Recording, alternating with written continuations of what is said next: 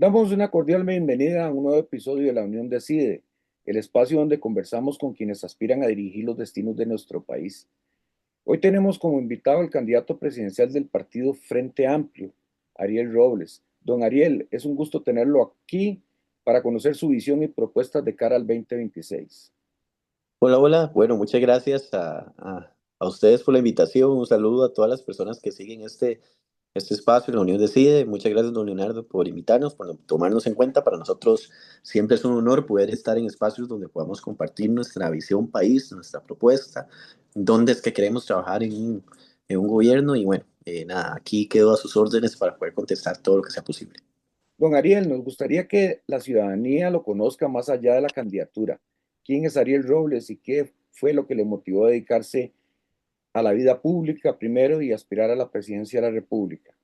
Bueno, nací en Pérez Celedón, un cantón con características rurales fuera de la gran área metropolitana. 34 años, aunque la gente me dice cuando me ve que parezco de menos, que me veo más viejo en la televisión. Entonces eso me hace ser muy feliz cada vez que me topo a alguien, especialmente señoras que vienen y me dicen, se ve más joven de lo que sale en la tele. Entonces yo eso lo celebro.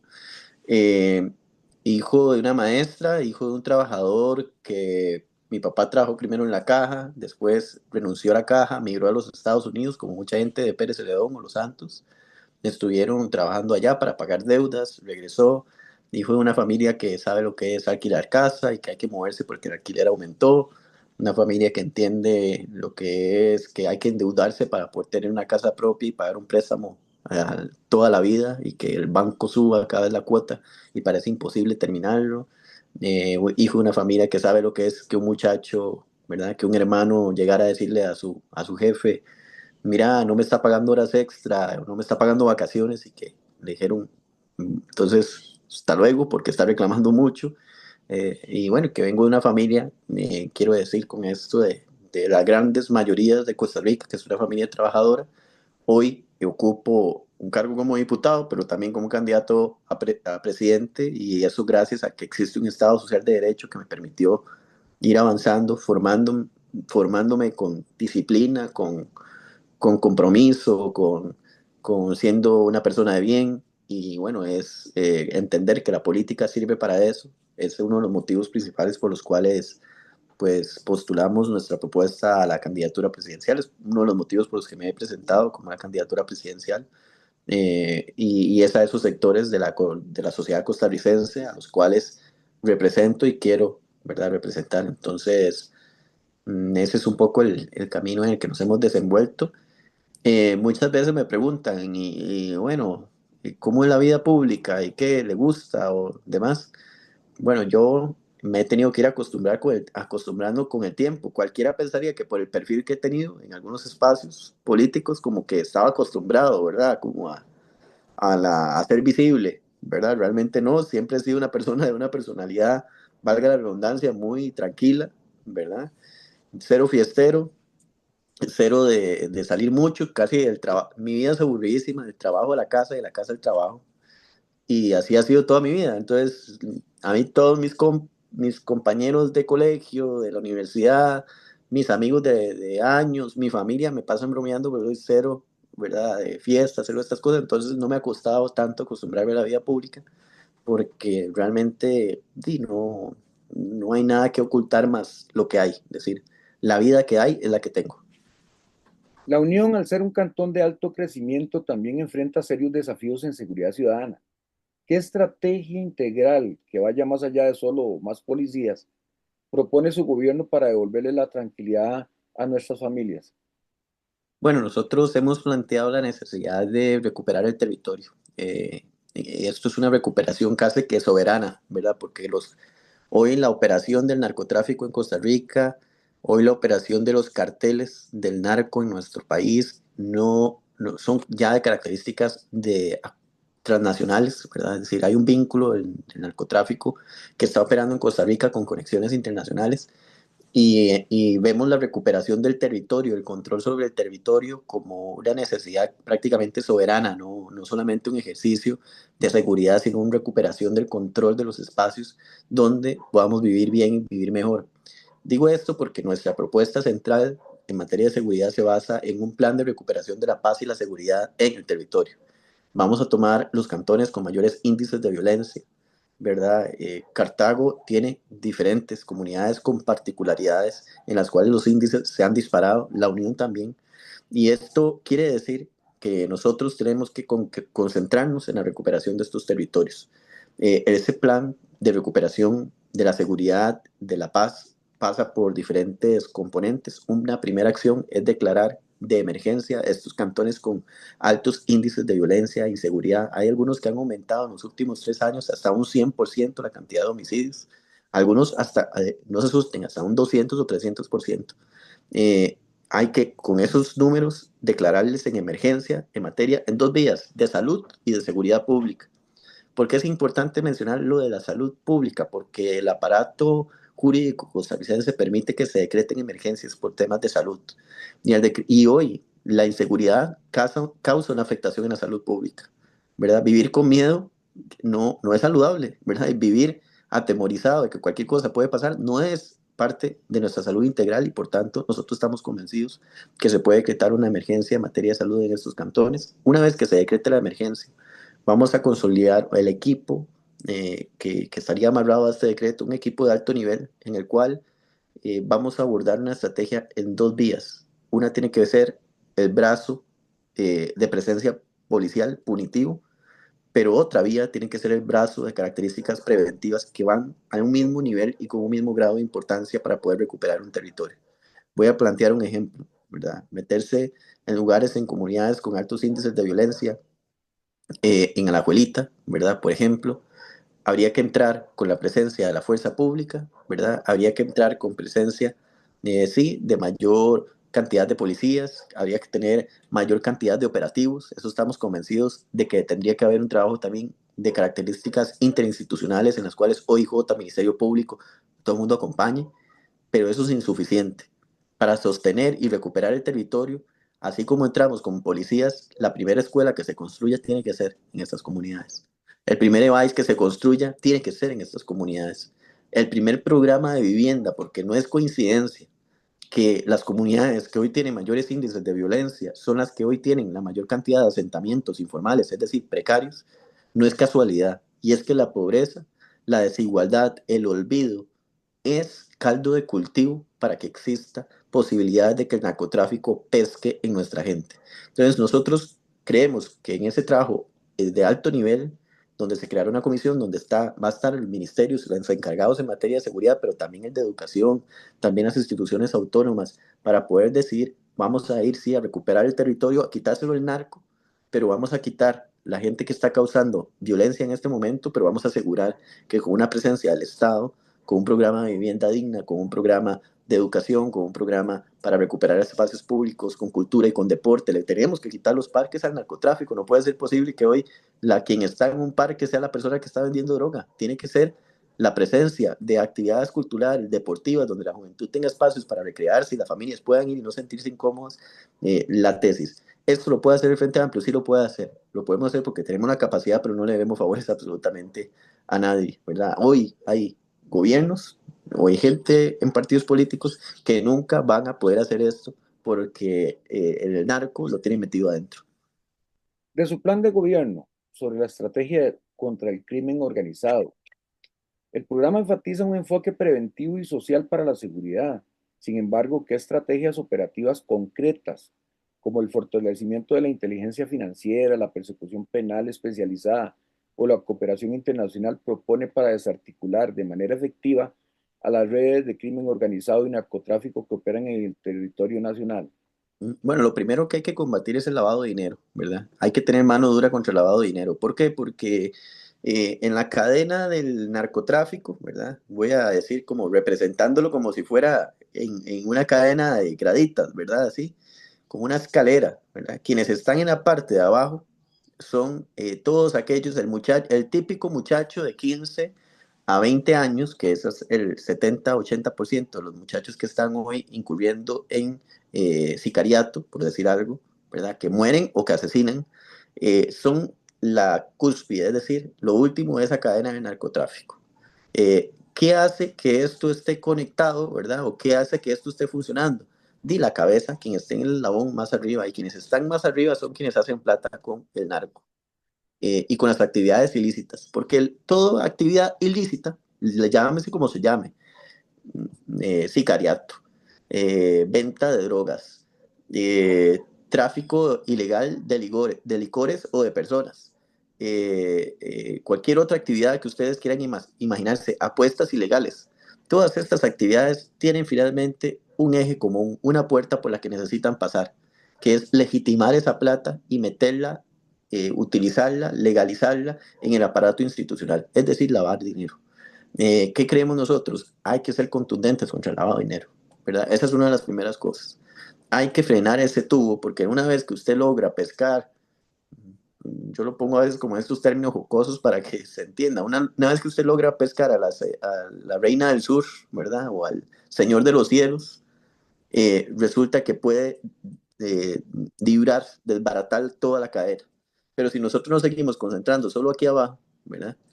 Por más que metamos a la cárcel a esta gente la suplen los que están aquí arriba como si fuera un costo operativo más de su actividad criminal.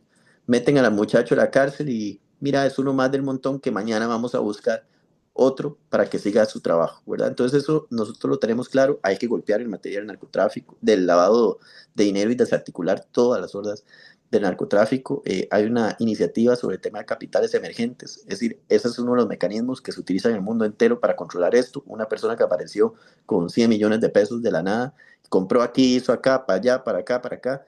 El aparato institucional tiene que tener la posibilidad de decirle, ok, 48 horas tiene usted para que nos diga de dónde salió esa plata. Si se pegó la lotería, no pasó nada. Me pegué el gordo navideño, me fue bien, ¿verdad? Le fue bien y salió todo bien, don Leonardo. Y entonces, tranquilo, siga usted con su suerte, tuvo suerte. Pero si usted no logra demostrar de dónde viene esa plata, y hay índices de que dicen que es del lavado de dinero, hay que ponernos tras de esa persona. Y finalmente, hemos planteado también una iniciativa que tiene que ver directamente con el sicariato.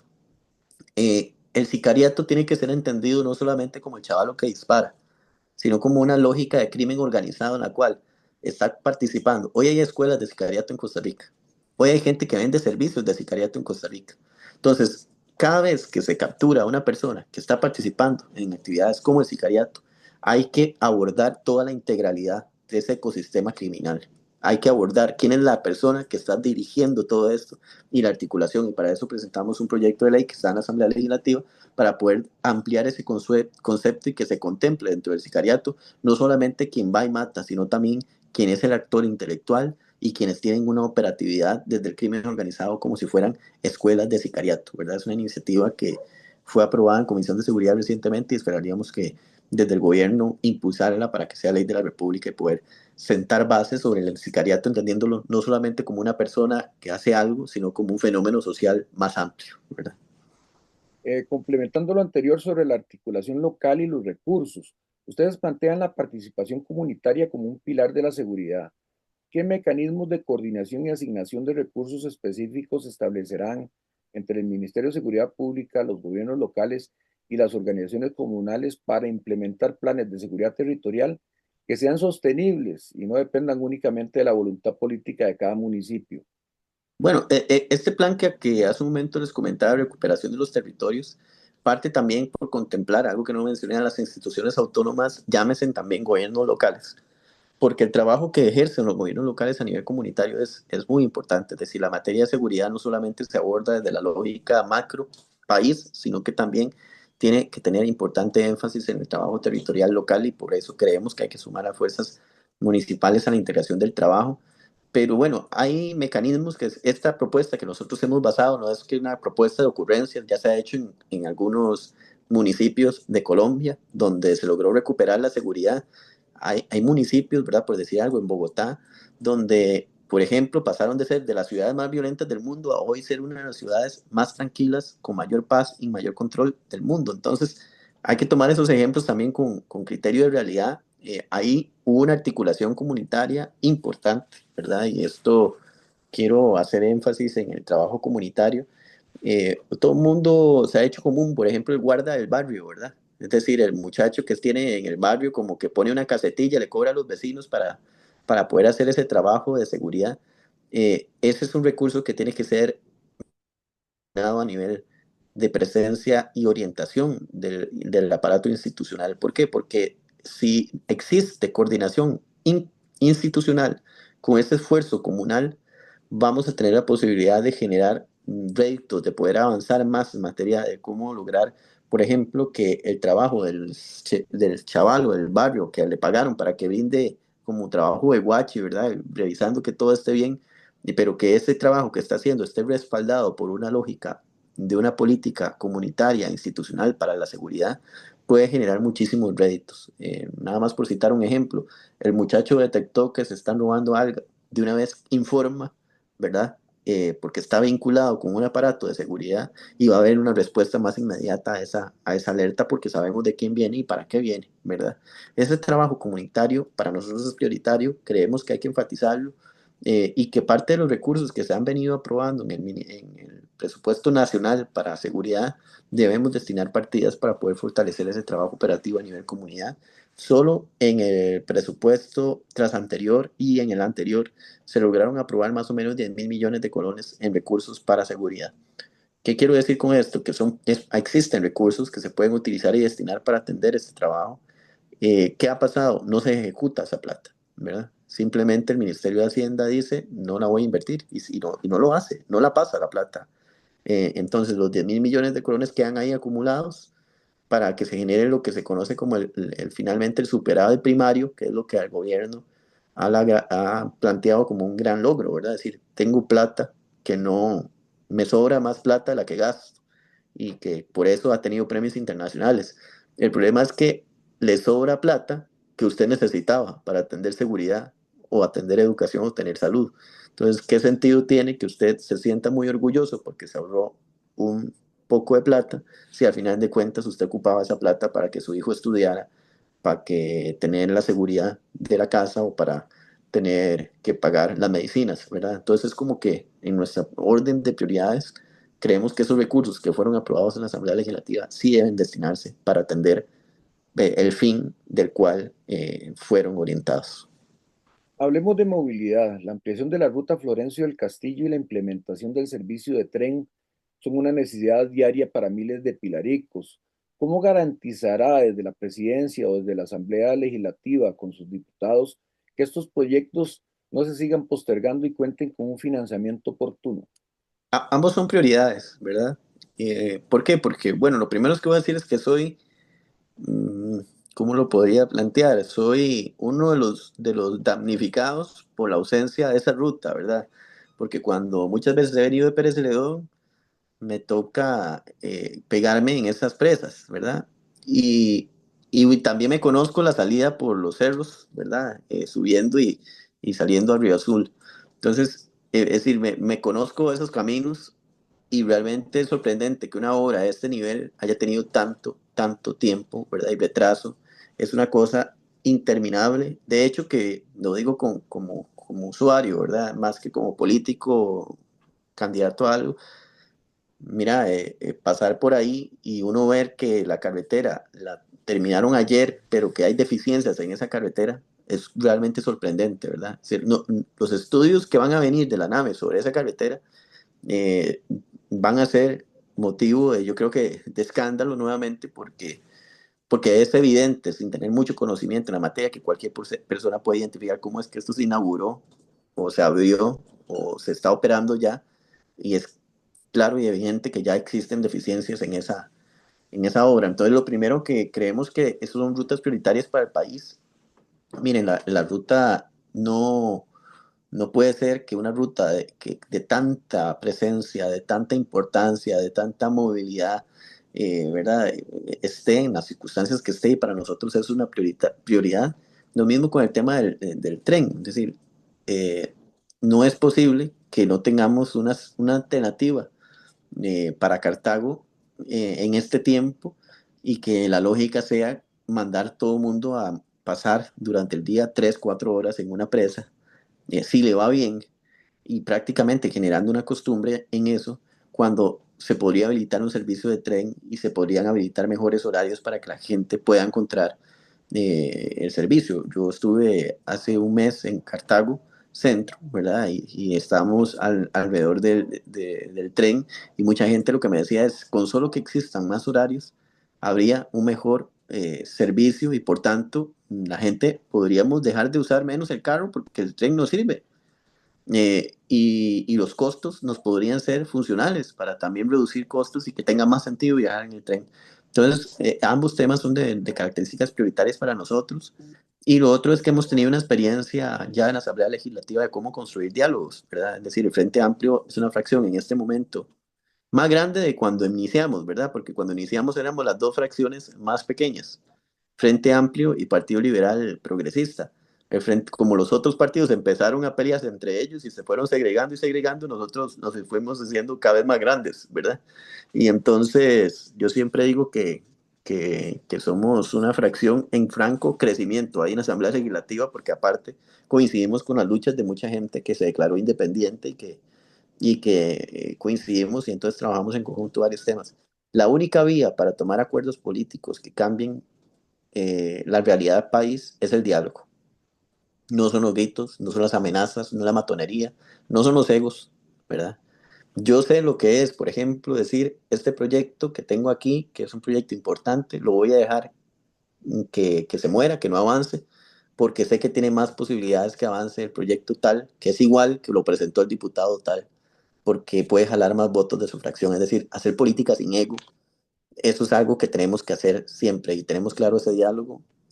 Nuestra diputación por Cartago, Antonio, ha hecho ese trabajo también para lograr acuerdos de todo nivel, incluso el compromiso para que dejase el gobierno de estarle cobrando el agua a la provincia de Cartago en diferentes cantones de la forma en que se estaba haciendo y con una imposición realmente férrea al gobierno y finalmente terminaron dándonos la razón, ha sido a punta de ese diálogo y ese esfuerzo político, de esa templanza que Antonio ha tenido y tengo plena confianza en que la compañera candidata a diputada que va liderando la propuesta del Frente Amplio por Cartago, que es Jocelyn, tiene plena claridad sobre la necesidad del diálogo político y creemos que con el apoyo y la voluntad de un gobierno y el trabajo de hormiga que puede hacerse en la Asamblea Legislativa no va a haber problemas para poder avanzar con proyectos de alto impacto en la provincia. En el tema ambiental, en la Unión hemos visto una tensión entre el desarrollo urbano y la protección de nuestros recursos naturales. Ustedes recientemente plantearon un proyecto de ley sobre creación de un nuevo impuesto para la protección de la carpintera. ¿En qué consiste? Sí, bueno, lo primero que queremos hacer es que se reconozca que si usted está generando un impacto, ¿verdad? En zonas de alto nivel, de alto alcance, como es el caso de diferentes lugares, pero específicamente la Unión y el Salud de la Carpintera, y a nosotros sí nos parece, ¿verdad?, que hoy es prioritario que si usted genera impactos, tiene que haber una retribución económica para la protección de la naturaleza y la protección de los ecosistemas. Recordemos que hay nacientes de agua muy importantes, ¿verdad? Y que si nosotros y nosotras simplemente volvemos a ver para otro lado, no vamos a tener ninguna responsabilidad sobre lo que a futuro pueda suceder. ¿Qué es lo que nosotros en términos generales hemos venido planteando? Equilibrio, ¿verdad? Equilibrio. No se puede entender desarrollo como desarrollo si hay destrucción ambiental. Eso más bien es retroceso. ¿Verdad? Yo lo digo por lo que veo. Es decir, hoy hay un alto desarrollo inmobiliario en todo el país. Se aprobó un reglamento en la Secretaría Técnica Ambiental que nosotros vamos a cambiar en el gobierno. En el gobierno de Carlos Alvarado, o sea, no fue en este gobierno, en el gobierno de Carlos Alvarado, liderado de hecho por doña Claudia, eh, aprobaron un cambio en el reglamento en el cual le quitaron la posibilidad a muchos estudios y a muchos proyectos de ir a hacer estudios de percepción social. ¿Qué quiere decir esto? Es como quitar la fiscalización comunitaria de proyectos que podrían tener un impacto significativo en una comunidad. Entonces yo ahora voy a hacer un pequeño desarrollo, pequeño, ¿verdad? Desarrollo inmobiliario, es decir, voy a comprar una propiedad, la voy a dividir en lotes y voy a venderla y ya no tengo que hacer un estudio de percepción social para ver qué opina la gente de que yo vaya a construir eso tal vez en el lugar donde se saca el agua de la comunidad. Entonces, realmente, a quitar esa posibilidad, hoy tenemos estudios que se están aprobando prácticamente sin ninguna fiscalización de presencia técnica, no alcanza la setena, no tiene el músculo suficiente para que su cuerpo técnico pueda ir a dar seguimiento a cada uno de los proyectos y terminan dando viabilidades ambientales a lo loco, que por ejemplo, por citar un ejemplo en la zona costera, hubo un lugar, Portalón de Quepos, en el cual se dio una viabilidad ambiental a un proyecto de ley que permitió la tala ilegal de más o menos 100 hectáreas de bosque demolidas. Y esto con una viabilidad ambiental, ¿verdad? Y cuando se fue a revisar la Setena por una denuncia que pusimos, la Setena se fue a revisar, encontró 19 inconsistencias con respecto a la viabilidad ambiental que había entregado y lo que ahí terminó pasando en esa finca. Eso solo sucedió porque lo denunciamos y hubo una presencia importante de la Fiscalía Ambiental de la zona. Si no se hubiese denunciado, como pasa en la mayoría de casos, porque las comunidades se cansan de pelear solas, la destrucción hubiese sido masiva. Es decir, nosotros no podemos entender desarrollo así. El desarrollo se entiende si hay distribución de la riqueza y si hay seguridad y protección sobre el ambiente, para que prevalezca y se sostenga en el tiempo. Si no lo entendemos así, estamos en un problema. Sobre el mismo tema, ¿tomaron en cuenta las organizaciones relacionadas con el tema, la carpintera, por decir algo, a la hora de la redacción? ¿Y considera usted que es posible que sea aprobada en este periodo?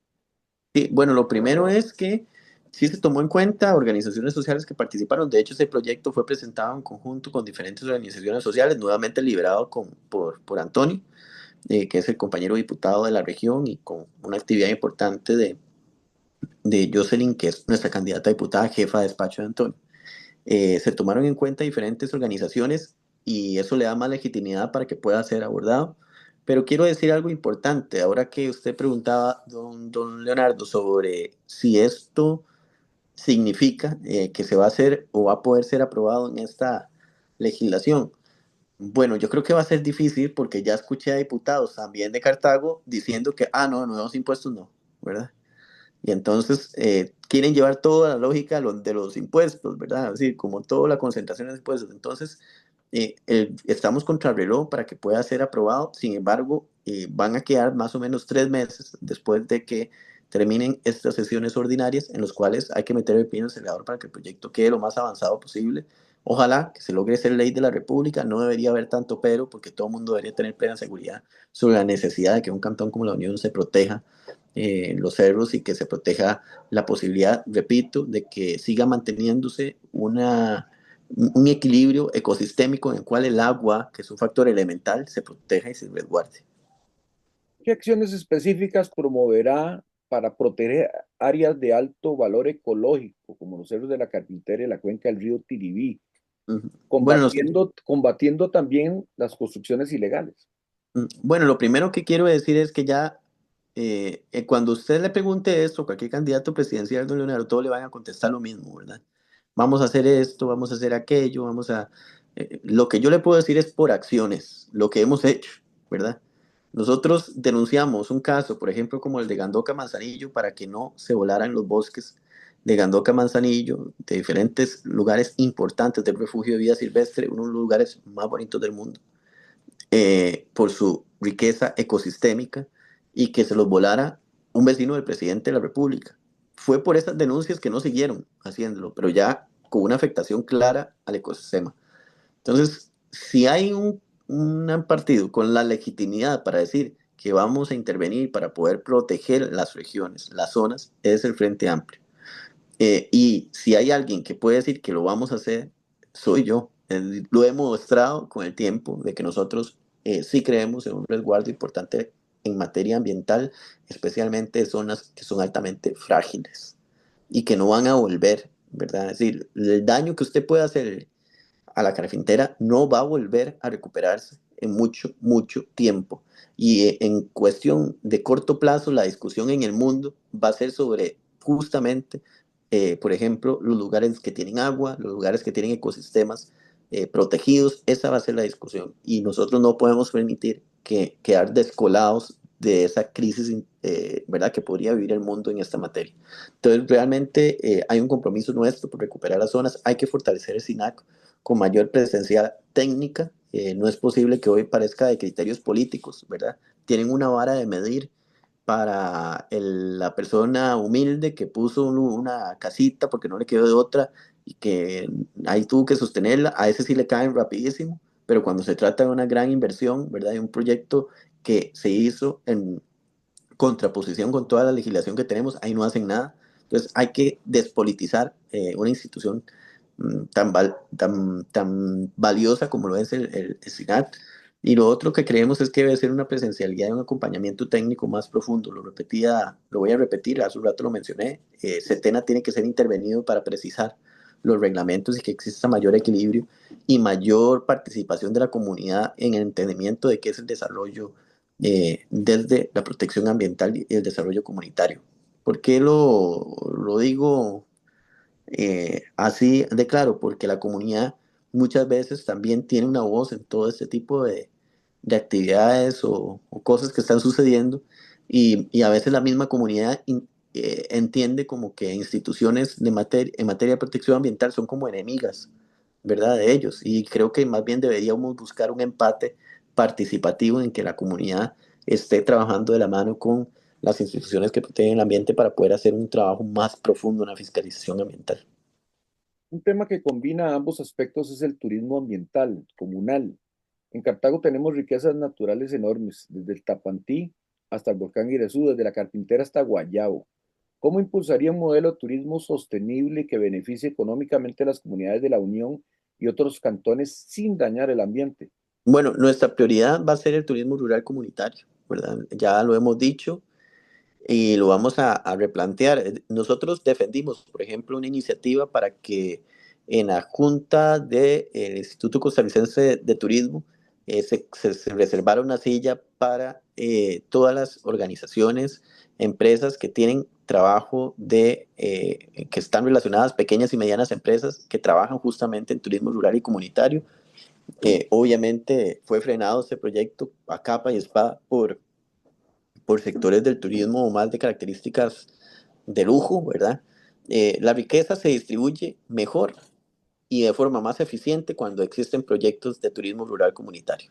Esa es la salida ecológica, es la salida económica para que en nuestro país, por ejemplo, la gente de comunidades diga, mire, tiene sentido que tengamos aquí un parque nacional, que tengamos aquí una reserva, que tengamos aquí un corredor biológico. ¿Por qué? Porque esto que yo protejo me genera una actividad económica que me permite vivir. Ese equilibrio solo lo puede garantizar el turismo rural comunitario bajo una lógica de economía comunitaria, de economía social, que no lo logra hacer nadie más, ¿verdad? Y que era el baluarte costarricense. Ese estilo de turismo fue ejemplo del mundo, ¿verdad? Hoy estamos perdiendo cada vez mayor visitación porque justamente la gente está encontrando que Costa Rica se está volviendo más caro, más inseguro, pero además porque la presencia del turismo de bienes raíces, ¿verdad? Y del capital inmobiliario está haciendo que se vuelva insostenible y es ese fenómeno que popularmente se ha llamado gentrificación o turistificación, en el cual entonces la señora que tenía la casita, que tenía un pequeño proyectito para que vinieran a ver las cataratas y demás, no logra competir, ¿verdad? Con estos precios y estos costos ni estas lógicas que ha planteado el turismo, un turismo de alto impacto a nivel más de lujo. Entonces, realmente creemos que hay que hacer una apuesta por el turismo comunitario. Hemos defendido siempre las declaratorias de interés público, de fortalecimiento del turismo en estas regiones, las hemos aprobado independientemente de cuál partido sea, y creemos que ese es un trabajo comunitario que hay que seguir, es la vía, no hay otra, y es el turismo por el que queremos apostar, ¿verdad? De hecho, que cuando nos han preguntado, mira, es que ustedes se oponen al desarrollo inmobiliario desmedido y descontrolado que hay, ¿cuál es la alternativa? La alternativa es el turismo rural comunitario. Pasemos a un tema que preocupa y debe ocupar a la clase política de este país, mucho a las nuevas generaciones y a muchas familias, el acceso a la vivienda. Don Ariel, el déficit habitacional para el sector social y para la juventud es abrumador. ¿Qué propone su gobierno para que una familia de la Unión, y especialmente los jóvenes, puedan aspirar a tener una casa propia sin que se convierta en una carga inalcanzable? Sí, bueno, primero quiero decir que esa pregunta que usted me hace me da a mí la oportunidad de decir que esta es una de las prioridades nuestras de gobierno. Es una prioridad porque yo me sentiría muy contento de terminar el gobierno y poder salir diciendo que Costa Rica hoy es posible que una persona joven tenga casa propia, ¿verdad? Con solo lograr eso, yo me iría tranquilo del gobierno, con solo lograr eso. Y es porque Costa Rica tiene que empezar a plantear, don Leonardo, visiones a largo plazo. Costa Rica debe dejar de ser el país con una clase política cortoplacista, que solo ve en el momento y no ve más allá. Tenemos ya más o menos 15, 20 años de estar con una clase política que solo ve en lo inmediato, que está dejando de ver a futuro. Y este es un tema de esos en los cuales nosotros consideramos que hay que ver a futuro. Eh, no es posible que una persona joven hoy tenga plata para pagar un alquiler, pero que no tenga financiamiento para tener una casa propia. Es un ilógico absoluto. Si yo tengo el dinero para pagar un alquiler, demuestro, ¿verdad?, que tengo la plata para poder pagarme un préstamo, para poder sostener mi casa. ¿Qué queremos hacer? Crear un programa de vivienda dirigido específicamente a toda esa gente que por 2 años puede demostrar, mira, yo he alquilado 2 años completos y nadie me presta plata para tener una casa. Entonces, esa persona tiene que ser valorada con un fondo de inversión en el cual se le acomode un préstamo, ¿verdad? O se le acomode la posibilidad de acceder a una vivienda y que a largo plazo pueda tener su casa propia. Pero voy a decirle una cosa, dos, ¿verdad? Hay que hablar sin miedo de que el Estado tiene una responsabilidad porque esto es una ausencia de presencia del Estado. Hoy se construyen edificios inmobiliarios y los construye la empresa privada y los vende a créditos que solo la banca puede financiar y no todo el mundo puede comprarlos. ¿Qué pasa si el Estado vuelve a tener presencia como para decir nosotros creemos que podemos crear programas de vivienda y creemos que podemos hacer que si usted, en lugar de estar alquilando en tal lado, venga y alquile esta casa que le va a pertenecer porque usted con lo que está pagando de alquiler va a poder sostener y tener casa propia? Creemos que es viable, que es posible y que es como la Costa Rica que deberíamos soñar. Hoy en China el gobierno construye casas, ¿verdad? Y la casa se la da a la persona que no tiene vivienda, que está alquilando, para que la pague, porque no se vale hacer negocio con la vivienda de la gente. La vivienda es un derecho constitucional. Tener techo es un derecho constitucional, pero es un derecho de dignidad humana. Y por eso no tendríamos que tener miedo que la institucionalidad se meta en esa discusión. Y eso es una discusión a largo, de sentar las bases para que haya posibilidades de un cambio a largo plazo, ¿verdad? Esto lo hablo con completa convicción, porque vea, hasta yo que soy diputado no puedo pagar un préstamo para casa propia. Es una cosa eh, de realmente compleja que nuestra generación, en el amplio sentido, pareciera que ser una generación que ya no puede soñar con tener su propio hogar, su propio derecho sobre un hogar, porque simplemente se ha pensado de que aquí lo que resulte es trabajar para pagar el alquiler. Entonces, ese es uno de los temas más profundos y que, bueno, hoy actualmente no está. Es decir, hay una capa, ¿verdad?, de personas que está completamente a la intemperie. Son personas que no son sujetas de programas de vivienda social, ¿verdad? Llámese en bonos de vivienda, porque resulta que tienen un trabajito más o menos y que con eso ya no clasifican como para tener posibilidades de un bono de vivienda, pero que están en ese limbo donde no hay capacidad de que con ese salario que tengo endeudarme para poder tener una casa. Entonces hay que crear un programa específico solo para estas personas y un programa en el cual la gente pueda pagar su casa.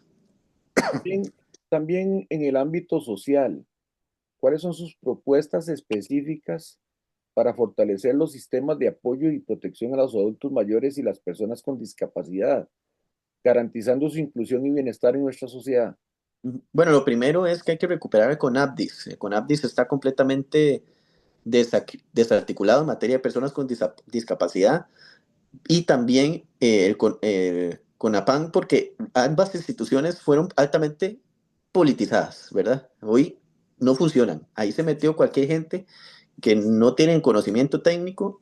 Solo por poner un ejemplo, en CONAPDIS, la persona que estaba dirigiendo el consejo tenía experiencia jurídica en ICAFE, es decir, en el café. No tenía ninguna experiencia de ningún tipo en materia de trabajo con personas en situación de discapacidad, ¿verdad? Y eso, este es un primer cambio. Hay que cambiar para que las personas que estén en el aparato institucional tienen que entender y tener claro cuál es su función institucional. Lo siguiente es que creemos que hay que fortalecer los programas comunitarios. Hoy hay asociaciones de desarrollo, por ejemplo, que dan charlas, tienen zumba, tienen actividades organizadas para grupos de personas adultas mayores, pero esto funciona como como por obra del esfuerzo personal, ¿verdad? Si un grupo de señoras dijo, organicémonos para nosotros. Tiene que haber un acompañamiento institucional que no hay para que exista una política de atención, de acompañamiento a la persona adulta mayor, que cada vez va a ser más en la sociedad costarricense. Y ese programa es darle vitalidad para que la gente en esta etapa de la vida pueda gozarse la vida también y disfrutar la vida como le corresponde sin pensarse como en un entorno en el cual está siendo excluido. Entonces, nosotros queremos en un primer espacio la recuperación de las instituciones para que pueda hacer un acompañamiento técnico y en un segundo espacio la generación de una política realmente que permita la accesibilidad, que permita la integración y que permita que, por ejemplo, personas adultas mayores tengan un acompañamiento y no que sean nada más esfuerzos aislados los que permiten que pueda desarrollarse plenamente. Quiero decir con esto de que hoy hay una preocupación también en materia de las personas con algún tipo de discapacidad y es que el tiempo que gastan certificando su discapacidad, ¿verdad? Es un trámite engorroso, larguísimo, que no tiene por qué ser así y es una limitante grave. ¿Por qué? Porque la persona necesita esa certificación para poder acceder a diferentes programas sociales, para poder acceder a exoneraciones, por ejemplo, de que ocupa una silla de ruedas, cómo hacer para que venga más rápido y que pague menos, que ocupa acceder a diferencias en materia de acompañamiento económico, a una beca, a una pensión, y si no tiene esa certificación, se le vuelve completamente imposible. Eso está siendo una tortura, ¿verdad? Para las personas lograrlo. Nosotros creemos que ese es un problema que hay que resolver de forma inmediata, haciéndolo ágil. Hoy hay mucha tecnología como para que nosotros no podamos hacer eso de una manera más ágil y resolver ese conflicto que hoy existe a nivel de organizaciones. Quiero terminar diciendo que para nosotros es muy importante y tiene relación con esta materia de que nunca más se vuelva a financiar los programas para que lleguen como tiene que llegar toda la plata que va dirigida a el acompañamiento que realizan las personas cuidadoras. Hubo una crisis el año pasado tremenda, ¿verdad? Las personas cuidadoras se quedaron sin ese fondo, ¿verdad? Que reciben mes a mes para poder hacer ese trabajo. Y nosotros realmente nos pareció de una crisis sin lugar a dudas muy dolorosa porque el trabajo es muy cruel, digamos, dejar a estas personas sin financiamiento. Entonces, hay un proyecto de ley que se presentó para poder garantizar que los fondos siempre sean presupuestados desde el programa nacional, del presupuesto nacional, y que de esta forma nunca se desfinancien los recursos que son necesarios para las personas cuidadoras. La cultura y el deporte son vitales para el desarrollo de nuestras comunidades. ¿Cómo piensa incrementar la inversión pública en estos sectores que a menudo son vistos como complementarios o no prioritarios? Bueno, hay dos elementos importantes. Uno, existen sectores de la economía ausentes en el cuanto a que hoy existen, pero no están debidamente legalizados, no están debidamente tasados, ¿verdad? Y eso genera un problema porque hay recursos que no se están captando que se podrían utilizar, por ejemplo, para el deporte o la cultura. Un elemento en particular, hoy hay casinos virtuales funcionando de manera completamente ilícita, ¿verdad? Hay apuestas digitales funcionando de manera completamente ilícita, a pesar de que hay compañías a nivel mundo que participan en esto y que en otros países, por ejemplo en Brasil o Colombia, pagan los casinos virtuales un impuesto que es no solamente el impuesto a la renta, sino el impuesto por apuestas, ¿verdad? Y por ser casinos, que es un impuesto de apuestas. Y además pagan una certificación para que puedan estar funcionando en el país. Hoy en nuestro país están funcionando, ¿verdad? De manera ilegal y no pagan absolutamente nada. Entonces, ¿qué creemos? Que hay que acompañar al Estado, crear fuentes de financiamiento fresco como esas, ¿verdad? Para poder tener recursos que vayan dirigidos completamente al deporte y no solamente al fútbol, es decir, todas las expresiones del deporte. Hemos planteado como una propuesta la necesidad de que se construyan centros de alto rendimiento del deporte. ¿Qué quiere decir esto? Que haya centros donde al muchacho que es atleta, ¿verdad? Se le acompaña para que tenga una buena nutrición y tenga un buen entrenamiento y pueda desarrollarse como un atleta de alto nivel. Eso hoy, si no es por el lado privado, no existe forma de hacerlo. Tiene que la persona buscarse sus propios recursos para ver cómo lo hace. Nosotros creemos en una política de este tipo y para eso hay que crear nuevas fuentes de financiamiento. ¿Cómo es posible? Repito, si en Brasil una empresa que tiene que tiene ventas, que tiene, perdón, apuestas digitales, paga prácticamente $1 millón de una certificación para poder funcionar en el país. En Costa Rica existen, porque si usted se mete a apuestas en Costa Rica va a encontrar en línea, pueden hacerlo en este momento y van a encontrar. Y resulta que no están contribuyendo al Estado costarricense como deberían hacerlo. Esto podría ser coordinado con la Junta de Protección Social sin ningún problema y que esos recursos entren frescos hacia ahí. Lo otro es que planteamos una iniciativa para crear comités cantonales de cultura. Las municipalidades tienen una responsabilidad en materia de fortalecimiento de la identidad cultural. Así como existen comités cantonales de deporte, tienen que existir comités cantonales de cultura que tengan fuente de financiamiento clara desde lo municipal para poder aportar al arte y recuperación de los espacios públicos. Ambas cosas deben entenderse también como que son fundamentales dentro de una estrategia de seguridad ciudadana. Eh, el deporte y la cultura son y siempre van a ser fuentes importantes para combatir la inseguridad, porque una persona deportista, una persona metida en el arte, encuentra mayor dificultad o mayor eh, atención, felicidad, que estarse metiendo en actividades delictivas. Entonces, cuando no hay oportunidades como esa, repito, caemos, dejamos a la gente, especialmente a la gente más joven, a las expensas de que lo que quiere hacer es el narcotráfico. De manera breve, ¿podría comentarnos sobre estos tres temas? ¿Cuál será su relación con los medios de comunicación?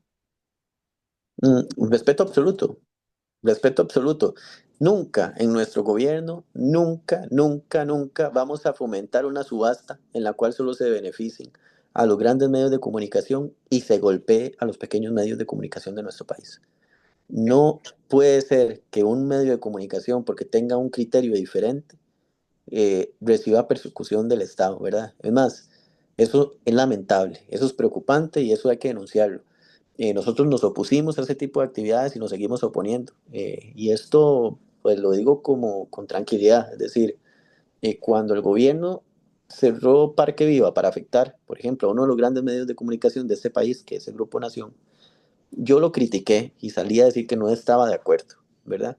A pesar de que la Nación nos había dedicado incontables líneas editoriales, ¿verdad? Y artículos atacando al Frente Amplio. Yo voy a seguir defendiendo que los medios de comunicación tengan espacio para criticar a los partidos políticos y que no se vale utilizar el aparato institucional para silenciarlos. No se vale, porque ese es el inicio de una dictadura, ese es el inicio del fascismo, ese es el inicio de la decadencia democrática. Entonces, yo nunca estaría de acuerdo con algo así como la persecución a los medios de comunicación y por eso es que a mí me dicen, mira Ariel, es que usted va y se conecta a los medios y se mete a las entrevistas de los medios de comunicación que son pro gobierno, por decir algo así.